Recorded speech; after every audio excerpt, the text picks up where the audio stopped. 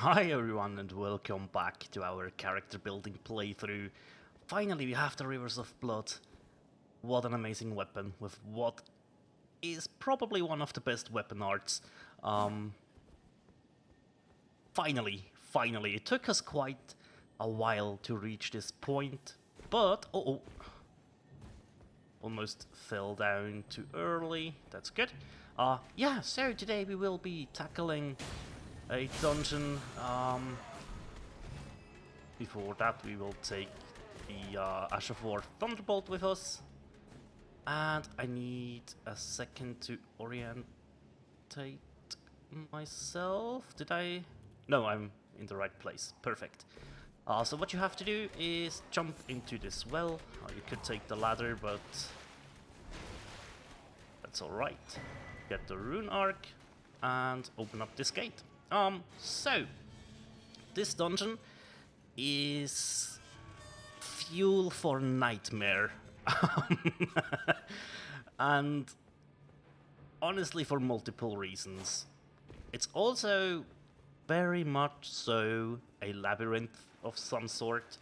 You get lost in here fairly easily, and I will probably get lost a couple of times during this. Not gonna lie, it's probably gonna happen. Still no one-shots to rats though. That's sad. Yay, rune arc drop. Awesome. Right, so, why do I say that? Now, it reminds me of just like, which dungeon would this be? Maybe the one below or on your way to Blighttown, like Depths, right? Just so many routes to take, so many things to discover as well. So if you don't want to rush through this and take your time, definitely do so. We will try to do this in a quick fashion, which it might go horribly wrong. Not gonna lie, there's a lot of those imps around here, and they can mess you up pretty quick with their blood build-ups and ambush attacks all over the place. Luckily, we do have a good amount of damage on our side now, and the added bonus of having split damage. Yeah, I count this as a bonus. His counterattacks are still the way to go with those imps. Be careful when there's multiple around you, as always. Like, if you get a chance to counterattack, that is the way to go in my opinion. Sometimes you hit two of them at once, which is very nice and useful, as you can see right here. And our main goal... Hello. Ooh, there was a little bit of lag there. Get the Somber Smithing Stone 6. We need to go down, further down, and yes, you can see the lobsters down there, which are just fuel for nightmare again. Smithies. Smithy 5. Nice. That's good to see. Alrighty, so let's tackle this in the only way that we know how to tackle those things, which is going straight into the meat of things and just try and run through. I think we could open up a shortcut here. And Smithing Stone 7. Sweet. Let's just quickly take a quick glimpse. Oh yeah, there's two of those guys. But we can open up this gate, which acts as a shortcut. It's not the most important one to get. Oh, it's a single one of those dudes. Hello. Shadow bait? Yeah, that definitely was a bait over there. So yeah, the next shortcut is way more important. And we want to work towards that. Go, we drop down here. And holy lag. We will take a good amount of fall damage. Drop down here. Can we drop onto the ledge there? I'm not sure. We might... Okay, that was a fail. It's okay. Let's pop the physic. These guys deal a ton of damage. Good news for us, all we need to do is survive. We don't need to kill them. And I did it again. I always get turned around there. Because we don't need to go this way, we need to go the other way. We need to... yeah, we basically have both of them on our asses now instead of only one. But that's okay. All we need to do, get into here, turn to the right, and get the grace. Perfect. So, now you can do two things. You can do the dungeon, which is what we will be doing, or you could run up and to the right and unlock a couple of shortcuts, which are very helpful indeed. So we might... Now let's do the dungeon first. Let's do it first, sorry. I don't want to get turned around too much before we deal with this whole thing here. Yeah, so this dungeon, as I said, it's kind of a labyrinth that turns on itself a couple of times. It's really interesting. I saw a video about this area where like people went out of bounds. That was very interesting just to see how they actually did this whole area. Very cool, can only recommend. I hope I can find the video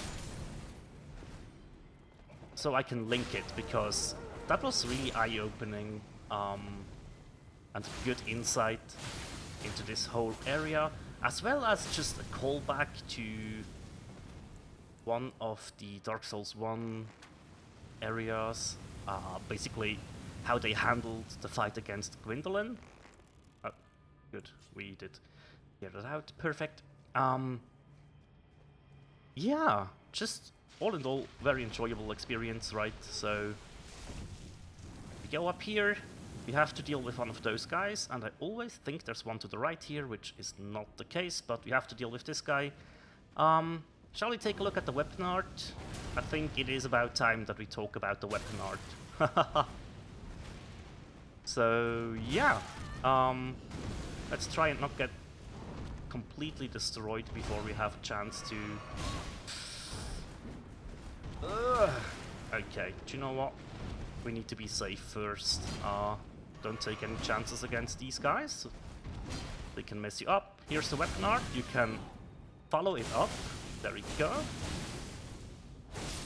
So strong. 5k damage. A bleed proc on like the third hit. Very, very good stuff, right? It does cost a lot of FP though, so yeah. Reduced damage taken from critical hits. Not a talisman we will be using, but might be something you wanna look into. For now we are done here, but keep this room inside your head. Let's deactivate this trap. Hello. Grab the Grave Violet, and it's now time to go up here. Just follow along the path. Try to not get eaten by this guy. Brave Glowfort 9. Sweet, we take that. Okay, let's grab the item over here, which is the Golden Rune 11. And what else do we get here? A Grave Glowfort 8. And here, I think I just got turned around. Yeah, I think we need to go over this way. Basically the path that leads up. And you will see a very familiar place. Yep. It seems like the same room. And at first I thought it was. And I then ran out of this dungeon because I was like trying so many times to make any sense of this, and I just couldn't, right? So my friend was like, or one of my friends who is also playing this game, was like, oh, you might want to go back to this because now this has opened up. And I was like, oh my god. And basically he was just saying like, yeah, he was also like really he just got turned around and everything like I did, and his last-ditch effort was to try and go back to this room and see if anything has changed. And it changed, right? I was like, oh my god, dude, you just saved me a major headache. So yeah, I finally a dungeon that I really was appreciating the help of a friend to get me through it. But yeah, with this lever pull, boss to the door to the boss, sorry, is now opened. And ow, that's crap. Ah, that's gonna hurt. Yeah. We should probably just sit at the grace, to be honest. But this boss fight has something nasty. There are two bleed dogs in there, and they, at the time of recording this, the bug still exists where they can just one-shot you. So let's hope that doesn't happen. It's so scary to summon in the Mimic in this fight, because this guy will inflict bleed very, very fast, and just dodge out of the dogs, just dodge and try to get rid of them. Basically there's a bug where they can insta-kill you, which is no fun. There we go. We made it though. Ooh. But that fight is so scary, man. We do get the Lord of Blood's Exaltation, which is one of our main talismans that we will be using. And how it works? Pretty straightforward. Blood loss in vicinity increases attack power. So this will trigger whenever you bleed something. Or if you use the Seppuku Ash of War to bleed yourself with it, that also triggers the effect of this talisman, right? So yeah, that's pretty cool. And I think it's like a 15% damage boost. If I don't remember completely now, but yeah, it's noticeable. And to demonstrate that, we will quickly switch out the Ash of War on our Uchi-Katana. Go. We take this over to here. Status 592. If we make blood loss happen in the area, 711. That's a massive boost to damage, right? It also happens when you bleed an enemy, as I said, but yeah, that is quite the hefty boost to our damage output. And as I showed with the weapon art, like the third hit of this, so with the follow-up attack, you will make a bleed happen, and then stuff is gonna die very fast, and even faster now. But as you can see, with base FP,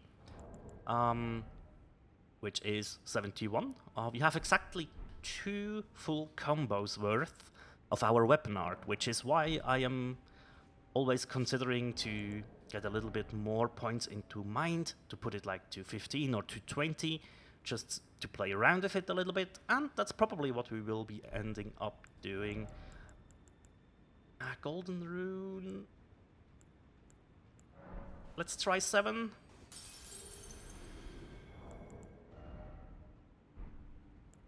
That was not enough, let's try an 8. That's 3k, that should be enough. Not quite. We need like 100 more. There we go. Now we have enough for a level up. Sweet. Vigor. Vigor it is. Level 90 is reached. You could take this for a spin into Invasions right about now. Level 90 should net you a couple of matches pretty fast. So yeah, if you want to go ahead and invade a little bit, now is as good as a time as ever, right? Yeah, our main mission though is regarding this whole new area, right? So to finish off today's episode, I think what we will be doing is taking care of the Volcano Manor request. And I think, wasn't there a grace up here? Oh, I forgot. Right, so I will just be going for the ancient Snow Valley ruins and make my way all the way up to here, take a left turn and run all the way over. And we will meet us when we reach Juno Haslow. Alrighty guys, we basically arrived where we need to be. Let's get the Traveling Maiden armor set while we are here, and as you can see there is a fight with bats going on, and there is a red summon sign right over here. This fight... this fight isn't fun. I just very bluntly state that. And you'll see what I mean by that very, very soon. That guy does deal immense bleed build-ups, but he also drops a very cool whip. I managed to not say it this time. But yeah, so let's check this fight out, shall we? Alright, whatever you do, make sure to give him the opportunity for his gesture. Haslow's Oath. I like this gesture a lot. And he's using Bloodhound Step, which is one of the reasons why this fight can be very tricky to land damage on. Especially consecutive hits are very hard to hit. Dual wielding those whips is a massive pain to see. So hard to land a weapon art on him actually. There we go, that works. There is the blood loss. They will probably drink. Oh, we don't get Crimson. Oh, that's right, I changed that, right? In DS3, you were able to have at least one charge in your flask, even... Uh-oh. Be careful. Even if you had only one, it wouldn't like half this, the amount, right? So here it's, I guess, rounded down then. Which makes it, yeah, basically a requirement to have 2 mana flasks, so that it only gets down to 1. There we go, that's the fight. Oh, that went way better than expected. Nice. And we also get a good reward for that. The whip, as well as his armor set. We will take a quick glance at that in just a minute. Yeah, I don't know, this fight, sometimes it goes well, more often than not, he will just annihilate whatever you throw at him. But that's okay. There we go, we got a Smithy 7. Couple of items. Let's jump up this Spirit Spring jump, which spits us out near the bridge on top. And there should be a Site of Grace around here, shouldn't there? Or not? I can't remember now. I thought there was, but that's alright. We don't have any use for what I'm about to do, but I would like to show something off regarding one of the first summons that we received, which is the Spirit Jellyfish Ashes. When I found this out, I was like screaming out loud of joy. Like, I was like, this is so amazing and cool. It's basically one of the first items you get, and it's not just a throwaway Spirit Ash. If you summon your jellyfish here,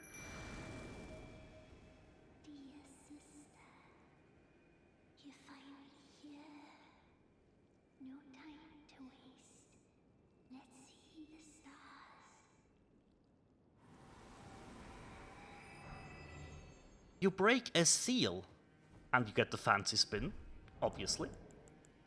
Obviously, that is definitely something that we will just have equipped, right?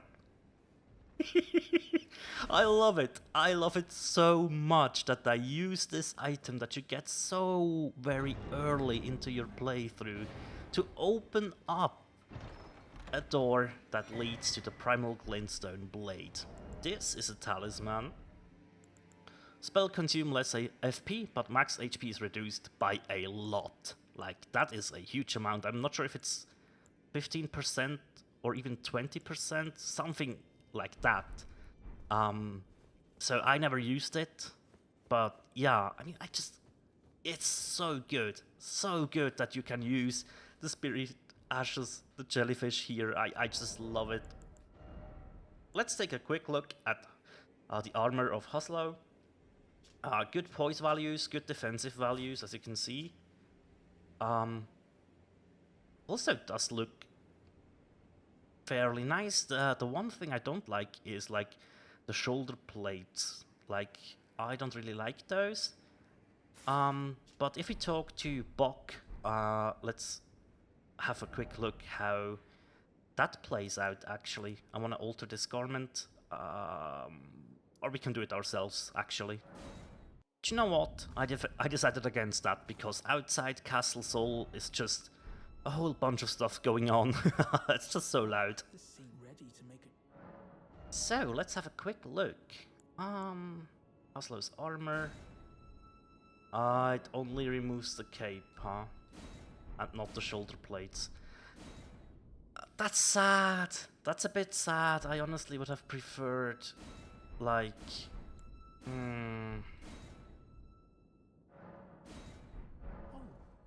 Please do. Let's investigate it. No. I don't know. I just don't like the shoulder plates with the red. Sorry. I can't deal with that. There are more armor sets to get, though, and we will get to that at some point. For now, we will be continuing progressing through the mountaintop of the giants, I guess. We are pretty close to the boss, so we could do that. Or we could go after the Castle Sol whole thing, but first we will deal with Volcano Manor. We will start off the next episode with the boss fight over there, and that will give us a couple of things that we would like to get. So yeah, this is it for today. Thank you so much for watching, guys, and as always, take care. Bye.